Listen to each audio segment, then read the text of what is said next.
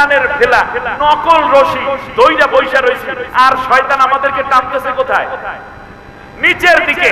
অতএব প্রচলিত এই যত রাজনৈতিক দর্শন আছে ইসলামের ব্যতীত, কোরআনের আইন ব্যতীত, সবগুলো শয়তানি মতবাদ, আর নিচের দিকে টানতেছে। দুনিয়ায় উন্নত হচ্ছে না এবং আখিরাতে আমরা জান্নাতে যেতে পারবো, জান্নাতে যেতে পারবো না।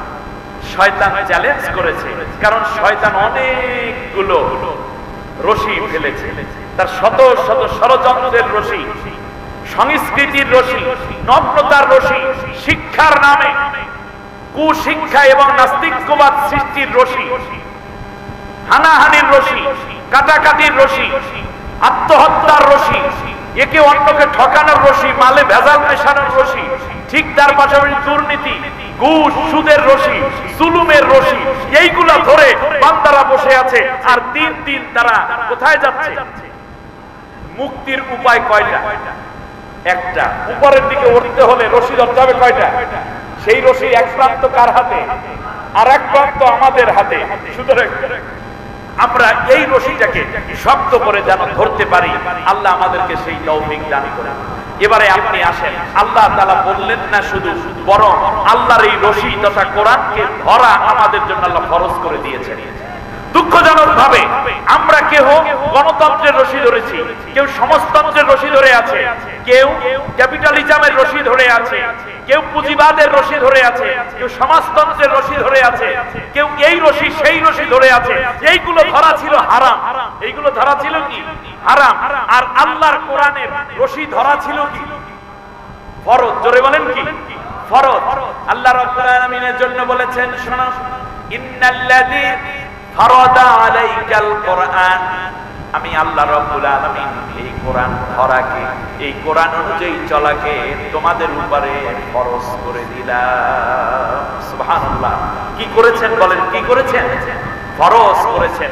সম্মানিত ভাইরা, এই ফরজের কাজে আমি বেশি কথা না বাড়িয়ে শুধু এতটুকু বলবো, আজকে যেই বিষয়গুলো আমরা জানলাম সেটা হচ্ছে, এক নম্বরে আসি, সেটা হচ্ছে আল্লাহ তাআলা আমাদেরকে সৃষ্টি করেছেন, আমরা বানরের জাত নই।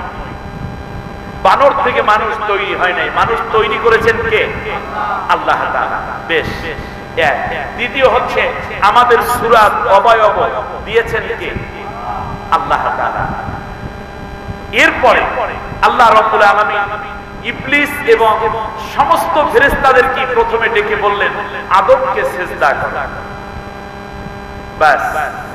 আদমকে সিজদা করতে বলার কারণটা কি? কারণ হচ্ছে আল্লাহ তাআলা আদমকে ওয়া আল্লামা আদামাল আসমাআ কুল্লাহা, আমি আল্লাহ তাআলা খলিফা হিসেবে যেহেতু দুনিয়ায় আদমকে পাঠাবো, এই জন্য সব জিনিসের নাম আদমকে শিখাই আমি জ্ঞানী বানিয়ে দিয়েছিলাম। সুবহানাল্লাহ।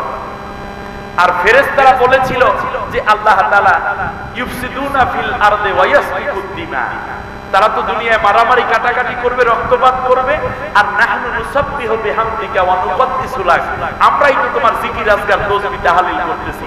তাহলে বোঝা যায় তাসবিহ তাহলিল করার জন্য আল্লাহ দুনিয়ায় পাঠান নাই, দুনিয়ায় পাঠিয়েছেন আল্লাহ খেলাফতের দায়িত্ব পালন করার জন্য। আর খেলাফত মানে হচ্ছে আল্লাহ রাব্বুল আলামিনের কোরআনের বিধান জমিনে প্রতিষ্ঠার নেতৃত্ব দেওয়ার জন্য। সুবহানাল্লাহ। যাই হোক, এখন আদম আলাইহিস সালামকে আল্লাহ তাআলা বলেন, আল্লামা আদামাল আসমাআ কুল্লাহা, আমি সব জিনিসের নাম আদমকে শিখাইলাম। ফেরেশতাকে বললাম যে তোমরা বলো দেখি, সুম্মা আরাদাহুম আলাল মালায়েকা, ফেরেশতারা তোমরা বলো তো দেখি এই জিনিসগুলোর নাম কি? ফেরেশতারা বলল, রব্বানা লা ইলমা লানা ইল্লা মা আল্লামতানা ইন্নাকা আনতাল আলিমুল হাকিম। ও আল্লাহ, তুমি যা আমাদেরকে শিখাইছো আমরা ওইটুকু জানি, কিন্তু এই যে কাকে বলে রাষ্ট্র, কাকে বলে সংবিধান, কাকে বলে আদালত, কাকে বলে এরপর ওকিল, কাকে বলে মক্কেল, কাকে বলে পয়েন্ট অফ অর্ডার, কাকে বলে এরপরে সংবিধান কাকে বলে, এরপরে হাকিম হুকুম কাকে বলে, ওকিল কাকে বলে, ও আল্লাহ গো এইগুলো তো আমরা কিচ্ছু জানি না। আল্লাহ তাআলা বললেন, যেহেতু জানো না, অতএব যে জানে তার অনুগত হয়ে যাও, সিজদা করো সবাই। এই সিজদা মূলত অর্ডারটা ছিল আল্লাহ, মূলত কিবলাটা ছিলেন আদম, আর অর্ডারটা ছিল কার? আল্লাহ তাআলা। সাথে সাথে সবাই সিজদায় লুটিয়ে পড়ল, ইবলিস সিজদা করল, সে অহংকারী হয়ে গেল। কারণ সে নিজে নিজে মনে করেছে যে আমি অনেক উত্তম, আমি সেরা। আমাদের দেশে অনেক আলেম আছে, মানুষরা এই কথাগুলো আনুষঙ্গিক। চার কারণে মানুষ অহংকারী হয়ে যায়।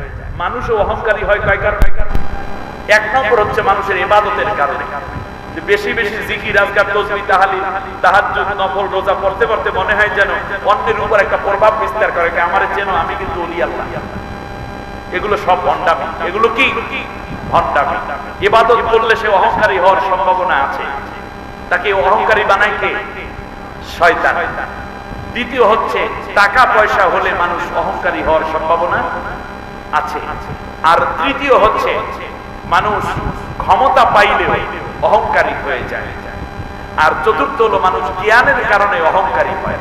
কয় কারণে? এই চার কারণে। বলেন, এক নম্বরে কি? ইবাদতের কারণে। দ্বিতীয়টা কি? ধন সম্পদের কারণে। তৃতীয়টা কি? ক্ষমতার কারণে। গায়ে মানে পায়ে মাটি বাজে না, অহংকারের দম্ভে নির্দোষ মানুষদেরকে জেলের ভেতর ঢোকানো হচ্ছে, পেটানো হচ্ছে, নির্যাতন করা হচ্ছে। এলাকার মেম্বার যদি হয়, তার শ্যালকের প্যান্টের বাড়ির ঠেলা এলাকা দিয়ে হাঁটা যায়। র্যাবে চাকরি করে খালাতো ভাই সুমন্ত্রীর আপন ছোট ভাই নাতির দুলাভাই। এই কারণে এলাকায় এসে ধাবার মারে, মানে বকা দেয় যে একেবারে শেষ করে ফেলবো। এরকম দুষ্ট লোক আছে না? এই অহংকার চিরদিনের নয়। অহংকার করেছে কে? শয়তান। আর শেষ মানুষ অহংকার করে জ্ঞানের কারণে। আমার এই জ্ঞান আছে, সেই জ্ঞান আছে, ইংলিশ জানি, বাংলা জানি, এই জানি, সেই জানি। শেষ পর্যন্ত অহংকারের বশীভূত হয়ে যায়। মনে রাখবেন, ইবলিসের চাইতে কেউ বড় জ্ঞানীও ছিল না, বেশি বিদ্যানও ছিল না সেই সময়। কিন্তু সে অহংকারের কারণে কি হয়ে গেছে? ধ্বংস হয়ে গেছে। অতএব আল্লাহ নবী সাল্লাল্লাহু আলাইহি ওয়াসাল্লাম বলেছেন, আল্লাহ তাআলা বলেন যে অহংকার হচ্ছে আল্লাহর চাদর, এটা নিয়ে তোমরা কেউ টানাটানি করবা না। বান্দা, তুমি কিসের তৈরি, কিসের অহংকার করো? মেয়ে স্ত্রী যদি একটু ধনী ফ্যামিলির লোক হয়, স্বামীটা যদি একটু গরিব হয়, তাহলে স্ত্রী সবসময় ছোট লোকের বাচ্চা বলে গালি দেয়। এরকম কিছু দুষ্ট স্ত্রী আছে না? আবার এক সময় গরিব ছিল, স্বামী আজ ধনী হয়ে গেছে, শ্বশুর বাড়িতে গরিব। তোমাদের মতো ফকিন্নি পরিবারে বিয়ে করে আমার ইজ্জত শেষ। আস্তাগফিরুল্লাহিল আযীম। একথা বলবেন না, কাউকে হেও প্রতিপন্ন করবেন না। কারণ হচ্ছে ধনী গরিব হওয়ার করানোর মালিক কে? যত বেশি আপনি উচ্চ মাপে যাবেন, তত বেশি আপনি নুয়ে পড়বেন, অনুগত হয়ে যাবেন, কোমল হয়ে যাবেন, ভদ্র হয়ে যাবেন। আপনার ইজ্জত আরো বাড়িয়ে দেবেন কে? তৃতীয় হচ্ছে মানুষের কি জানো? টাকা পয়সা, ধন দৌলত, এই কারণে অহংকার হয়। ডালি পাকিলে পরে নিচে ফেটে যায়, ছোট লোক বড় হলে বন্ধুরে কাঁদায়। এরকম কথা আছে। আপনি সম্পদের মালিক হয়েছেন, দান করুন, ভালো কিছু করুন, কল্যাণের জন্য দান করুন। দেখবেন আস্তে আস্তে আপনার সম্পদ আরো বাড়িয়ে দেবেন কে? জ্ঞানের কারণে কোনো অহংকার করবেন না। কারণ আল্লাহ বলছেন, আমি মানুষকে উতিতু মিনাল ইলমি ইল্লা কালিলা, আমি মানুষকে একেবারে কম জ্ঞান দান করেছি। অতএব জ্ঞান থাকবে, কিন্তু অহংকার করা আল্লাহ আমাদের হেফাজত করবে। এরপরে তৃতীয় যেটা জানলাম সেটা হচ্ছে যে অহংকার সর্বপ্রথম করেছে শয়তানে। অতএব যারা দুনিয়ায় অহংকার করে তারা শয়তানেরই দোসর। আল্লাহ আমাদেরকে হেফাজত করুন, বলেন আমিন। এরপরে আমরা যে বিষয়টা জানলাম সেটা হচ্ছে ইবলিস অহংকার করার পরে আল্লাহ তাআলার কাছে সারেন্ডার না হয়ে সে দুইটা জিনিস চেয়েছে। একটা চেয়েছে দীর্ঘ হায়াত, দীর্ঘ ক্ষমতা, দীর্ঘ মাতব্বরি, দীর্ঘ স্বচ্ছন্দময় জীবন। আল্লাহ তাআলা সেটা দিয়ে দিয়েছে। কারণ ইবলিস আল্লাহ তাআলার সন্তুষ্টি অর্জন করেছিল আগে, যেটা এখন যে চায় সেইটা আল্লাহ তাআলা তাকে দুনিয়ার জীবনে দিয়ে শেষ করে দিয়েছেন।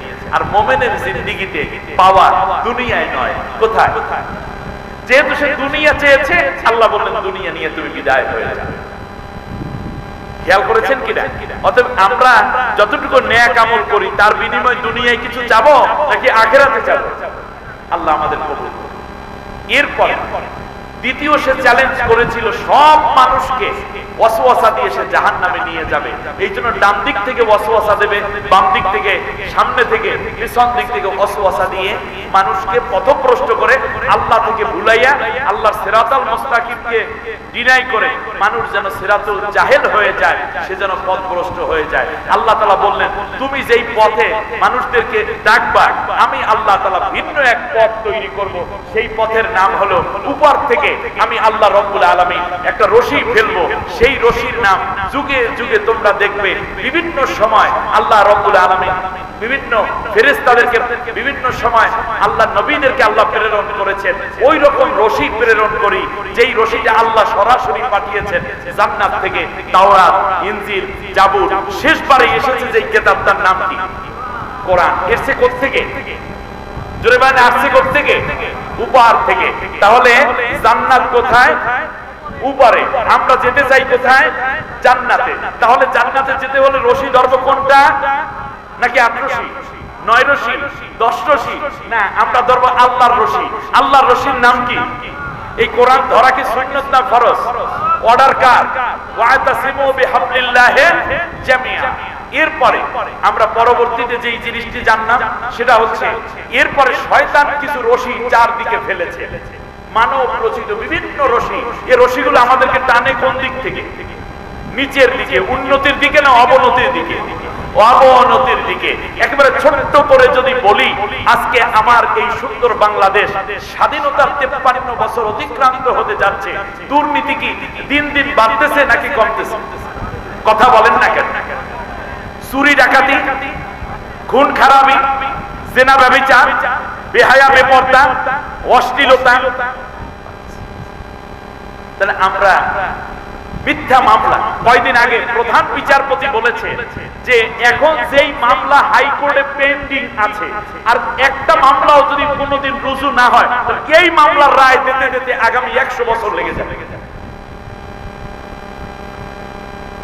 আল্লাহু আকবার। আমার কথা কি আপনারা বুঝতে পেরেছেন? তাহলে বোঝা যাচ্ছে আমরা উন্নতিতে যাচ্ছি, রাস্তাঘাট উন্নত হচ্ছে, কিন্তু এই রাস্তা দিয়ে যারা হাঁটবে তাদেরকে আমরা উন্নত করতে পারি না। এই রাস্তা দিয়ে হুজুর যেমন তাড়াতাড়ি করে মসজিদে যেতে পারবে, ডাকাতও এত